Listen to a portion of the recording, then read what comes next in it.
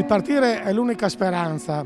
Siamo a Sacile, ulteriore tappa di piano FVG per sensibilizzare la popolazione dinanzi al problema della mobilità artistica.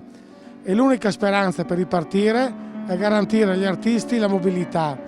Speriamo che questo messaggio arrivi in alto, perché senza le istituzioni non possiamo ripartire.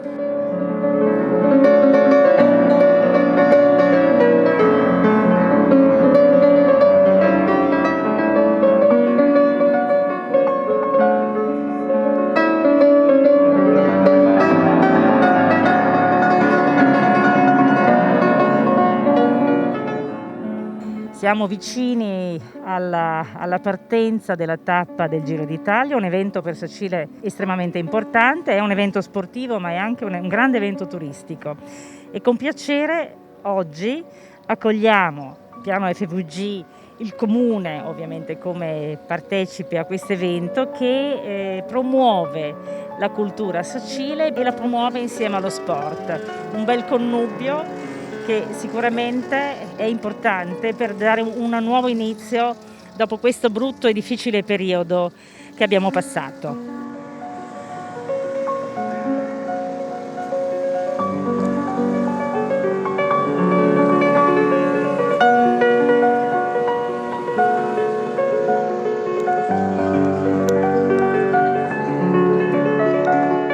In questa primavera 2021, anche grazie al distretto e a Piano FVG, Sacile si è risvegliata. Molte sono le iniziative che in questi giorni stanno rallegrando e dando vita alla nostra città, a partire da questa bellissima iniziativa che vede il pianista Paolo Zanarella esibirsi qui nella cornice straordinaria di Piazza del Popolo.